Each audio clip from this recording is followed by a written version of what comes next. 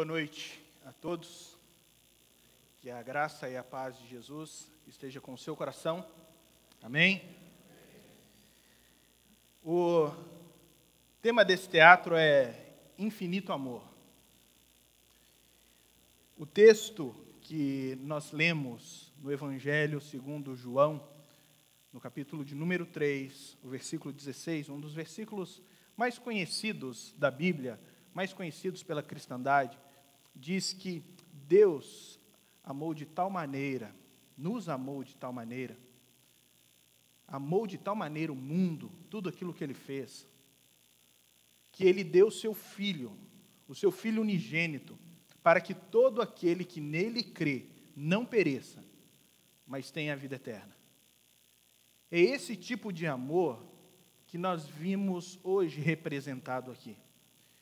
É um tipo de amor que ele é infinito, porque ele só pode ser apresentado, ministrado, ele só pode ser fornecido por um Deus que também é infinito. Um Deus que resolveu se fazer carne, habitar entre nós, cheio de graça e de verdade. E então tomar o meu e o seu lugar na cruz. E apesar de vermos uma história bonita, apesar de assistirmos imagens que realmente mexem conosco, a Páscoa, como nós a conhecemos, ela precisa de uma legenda. Ela precisa ser interpretada da maneira correta. E existem muitos tipos de interpretação de Páscoa hoje. Algumas básicas são comuns para nós, como, por exemplo, a Páscoa como uma data comercial. A data como uma data onde você dá presentes, recebe presentes, ovos de Páscoa, chocolates, essas coisas. Não é isso que a Páscoa significa. Também, a Páscoa, ela não pode ser simplesmente entendida como a maior parte das pessoas conseguem perceber essa festividade. Por exemplo, na Páscoa nós não comemoramos a Páscoa. Na Páscoa nós não comemoramos a Páscoa. A Páscoa, ela não é uma comemoração cristã básica, típica do nosso calendário, não. A Páscoa, ela é uma comemoração judaica. Nós não comemoramos a Páscoa no modelo que a Bíblia nos apresenta a Páscoa, nós comemoramos a Páscoa pós-Cristo. Porque a Páscoa nada mais é do que uma representação, a Páscoa nada mais é do que um anúncio, um pré-anúncio daquilo que Cristo faria. A Páscoa, ela prefigura a morte e a ressurreição de Cristo. E a legenda da Páscoa precisa ser muito bem apresentada para que a noção correta a respeito daquilo que Deus quer que você entenda seja percebida por você, por mim, de uma maneira íntegra, a ponto de causar a transformação que a Páscoa pode causar na minha, na sua vida, pode causar na nossa família, pode causar na nossa sociedade, e é o único poder no mundo que pode transformar toda a humanidade. É o poder que dimana do verdadeiro sentido da Páscoa. Se nós pudéssemos colocar pequenas legendas, na Páscoa, a primeira legenda que apareceria seria assim: Páscoa é libertação. Porque a Páscoa, na verdade, ela é prefigurada ainda muitos anos antes de Jesus, quando o povo de Israel estava cativo. Eles estavam servindo como escravos no Egito, e de repente Deus diz: eu vou libertar vocês, eu vou tirar vocês do poder do Egito. E Deus envia as 10 pragas do Egito, e a última praga é a morte de todos os primogênitos do Egito. E Deus fala: olha, para vocês que me pertencem, para vocês que me conhecem, vocês vão celebrar a Páscoa. Então vocês vão pegar um cordeiro de 1 ano, perfeito, sem mancha, e vocês vão sacrificar esse cordeiro. Vão pegar o sangue desse cordeiro e vão passar nos umbrais das portas de vocês. E o anjo da morte, quando passar por cima do Egito, ele não vai entrar na casa de vocês. Ele não terá poder para tocar na vida de vocês. E justamente é isso que Páscoa significa. A tradução literal do termo Páscoa significa passagem ou passar por cima, indicando que o anjo da morte passou por cima. O Senhor nos libertou do quê? Daquele aprisionamento, da escravidão do pecado, da escravidão daquela maldade que não apenas nos corrompe, mas corrompe o mundo inteiro, nos dando a oportunidade de, através dele, do Espírito dele, promovermos o bem, o amor e a glória do nome dele nesta terra, como servos e servas fiéis, pessoas a quem ele tem capacitado para viver uma vida de glorificação para ele. Mas também não é apenas da escravidão do pecado, mas ele nos livra do poder da morte. Se o anjo da morte passou por cima do Egito e não teve poder para tocar nele, porque o sangue do cordeiro impedia, Cristo, na cruz, verteu o sangue dele como o verdadeiro Cordeiro de Deus. O verdadeiro Cordeiro de Deus que tira o pecado do mundo. Agora, todos nós, todos aqueles que creem nele, estão debaixo desse sangue do Cordeiro Santo de Deus, e a morte já não tem mais domínio sobre ele. A morte já não pode mais tocar nele. Ou seja, não é apenas uma questão de morte física, aqui é uma questão de morte eterna. Já não pode mais haver condenação, castigo eterno para aqueles que estão em Cristo Jesus. Porque o castigo que nos traz a paz estava sobre ele, como diz Isaías. E pelas suas pisaduras nós fomos sarados dos nossos pecados. Nós fomos curados do pior mal que aflige a humanidade. Os nossos próprios erros, os nossos próprios pecados, o nosso próprio ego, o nosso próprio eu.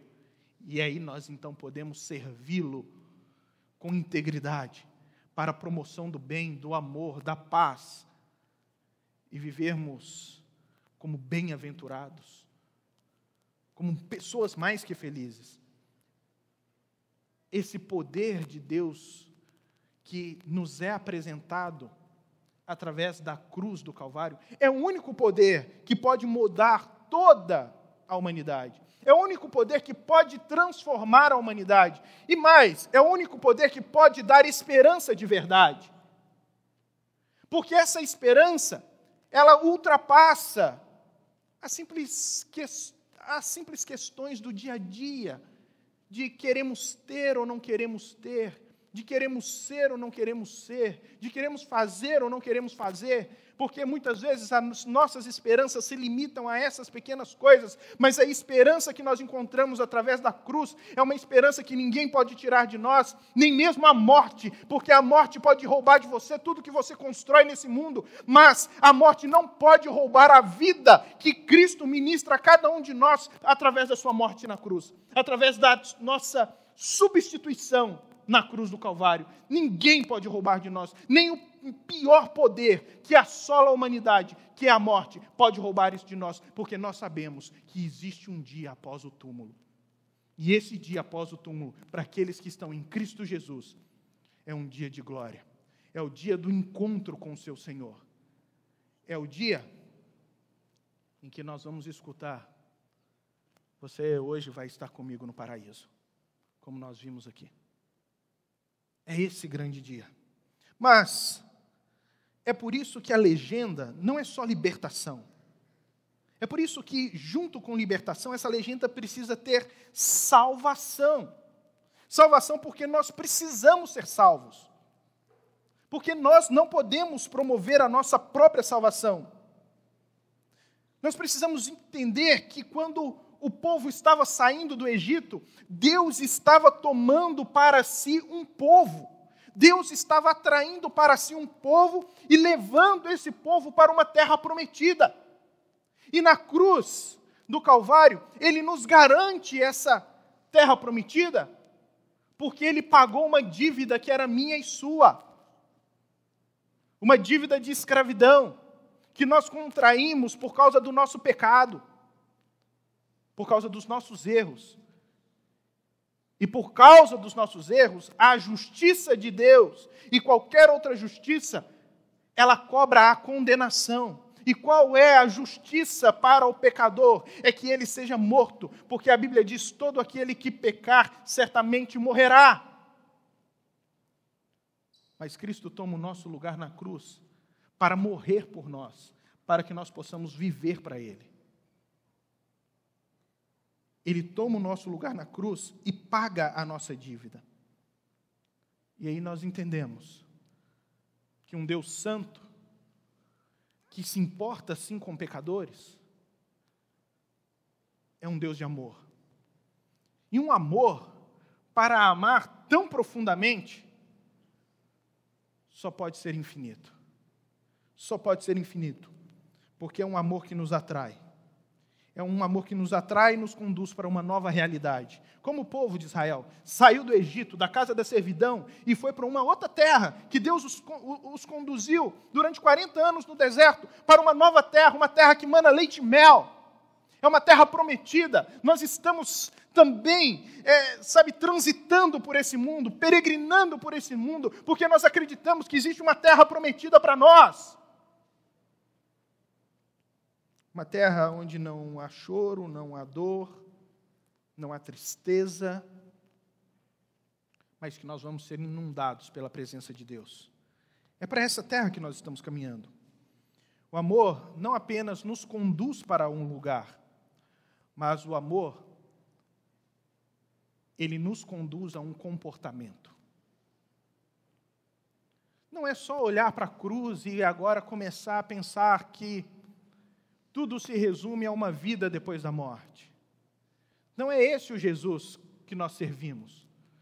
O Jesus que nós servimos nos conduz a uma vida para Ele no agora, no hoje, no aqui, no já, para servirmos a Ele com total integridade e amor e proximidade e comunhão, para podermos apresentar através das nossas vidas um Cristo vivo. Não é mais uma cruz com alguém. Agora é uma cruz vazia. Está vazia. Não é só a cruz que está vazia, o túmulo está vazio. Mas o trono celestial está cheio. Cheio do nosso Senhor. Ele nos conduz a uma nova humanidade. A uma nova comunidade, uma comunidade de amor. E eu estive pensando, como eu poderia apresentar esse estilo de vida de amor para vocês? Como é que eu poderia falar para vocês a respeito desse estilo de vida, de amor? Então eu pensei comigo. No ano passado eu havia escutado uma música, e é uma música simples, uma música que fez muito sucesso no ano passado, talvez a maioria de vocês conheçam, uma música chamada Trem Bala, da autora Ana Vilela. E eu pensei, eu acho que a poesia dessa música pode nos falar muito a respeito de amor. Porque amor fala. Amor fala. O nosso amor fala com outras pessoas. O nosso amor se comunica com outras pessoas. O nosso amor, ele caminha em direção a outras pessoas. E essa música, talvez eu caia no erro de interpretá-la incorretamente, mas eu me dou hoje o direito a dar uma interpretação baseada no amor para a letra dessa música, que diz assim: não é sobre todas as pessoas do mundo para si, não é ter todas as pessoas do mundo para si, é sobre saber que em algum lugar alguém zela por ti. Ela está falando sobre valorizar pessoas. é entender que você não precisa ter todo mundo para você, que você não precisa ser o centro do mundo, que o seu ego não precisa ser maior do que os dos demais, que você pode se contentar com aquelas pessoas poucas e especiais que você tem ao seu lado. Que amor, quando fala, é sobre cantar e poder escutar mais que a própria voz. Ou seja, é ver que o amor se faz quando você consegue superar a sua própria vontade. É quando você deixa de escutar simplesmente a si mesmo e começa a escutar o próximo. E começa a escutar que tem vida ao seu lado. Quando eu era menino, e eu não posso falar quando eu era pequeno, mas quando eu era menino, eu me lembro que eu entrava no carro com o meu pai todos os dias pela manhã, e eu ia brincando na janela. Eu gostava de brincar com o dedo assim. E eu ia brincando pela janela.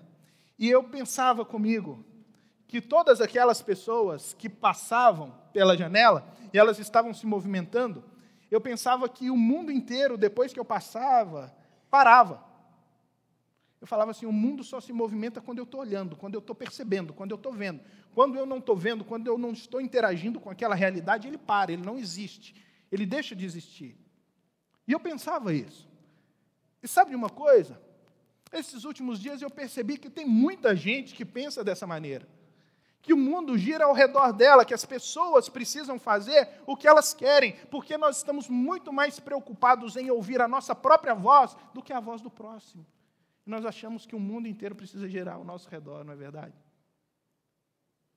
Amor não. Amor faz você ouvir o próximo. Também é sobre dançar na chuva de vida que cai sobre nós. Isso fala para mim que amor é fazer a vida valer a pena. É você viver a vida com intensidade. Nós, perdemos tanto tempo com coisas fúteis que nós deixamos de viver. É apenas quando você valoriza as coisas simples da vida e as experiências maravilhosas que você tem a partir das coisas simples e as experiências que as coisas simples te proporcionam, que a vida verdadeiramente acontece. Nós estamos tão focados em coisas grandes que nós esquecemos as belezas pequenas, a beleza de uma flor, a beleza de um entardecer, a beleza do nascer do sol, a beleza de ter um amigo sentado ao nosso lado. Nós esquecemos as coisas simples da vida, nós esquecemos o valor da família, porque nós estamos preocupados demais com coisas grandes e esquecemos que são as coisas pequenas e simples que fazem a vida acontecer e vale a pena. E é nas coisas simples que o amor é percebido. Ela fala que é saber se sentir infinito. É saber valorizar a vida de tal maneira que você entende que isso tudo e toda essa beleza não pode acabar aqui. Toda a beleza da vida não pode acabar aqui. Tem que ter continuidade. Tem que ter algo além, gente. E esse algo além pode ser em níveis dinâmicos, muito mais profundos e fantásticos, que foi proporcionado a nós, a cada um de nós, através da cruz. Ela diz que, num universo tão vasto e bonito, é saber sonhar. É você não perder a esperança. É você continuar sonhando, mesmo quando tudo quer roubar o seu sonho. É você continuar olhando para frente e dizendo a vida vale a pena, mesmo quando tudo está dizendo que não vale a pena. Mas você só consegue olhar para frente e dizer que tudo vale a pena quando você enxerga lá na frente algo que é muito maior e algo que é muito melhor. E é justamente esse tipo de esperança que a cruz nos proporciona.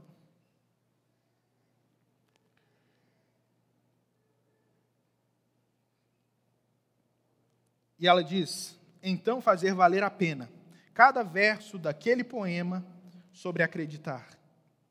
É ter atitude para transformar as realidades tristes, as realidades de dor, para realidades potencialmente melhores. É você acreditar que as coisas podem mudar. É você acreditar como você acredita naquela frase de um poema que você gosta e que mexe com você, e que quando você lê, te impulsiona e te gera vida, te impulsiona. E não existe uma maneira maior de você olhar a vida e saber que pode mudar realidades, tanto a sua quanto a de outras pessoas, do que quando você olha para a cruz e entende o que Cristo fez por você. Ela vai dizer, não é sobre chegar ao topo do mundo e saber que venceu, é sobre escalar e sentir que o caminho te fortaleceu. Amar é acreditar que o nosso valor não se contabiliza através de bens, mas o nosso amor se contabiliza quando ao longo da vida nós vamos sendo formados e transformados a ponto de fazer a vida valer a pena e fazer com que outros sintam a nossa falta quando nós não estamos mais. Ela vai dizer, é sobre ser abrigo e também ser morada em outros corações. E assim ter amigos contigo em todas as situações. Amar é valorizar as pessoas. Amar é construir relacionamentos. E não destruir. E não separar. O mundo está tão dividido, o mundo está tão amargo. Nós estamos tão cismados com os nossos relacionamentos. Nós temos tantos motivos para desfazer os nossos relacionamentos e talvez você só tenha um motivo para poder continuar construindo o relacionamento. E eu digo que esse motivo, a cruz, é maior do que todos os outros motivos que você tem para continuar destruindo os seus relacionamentos. Ela vai dizer, a gente não pode ter tudo. Qual seria a graça do mundo se fosse assim? Não pode ter tudo, a gente não pode ter tudo. Isso faz parte do drama da vida, e você sabe disso. O drama da vida te impede de ter tudo o que você quer.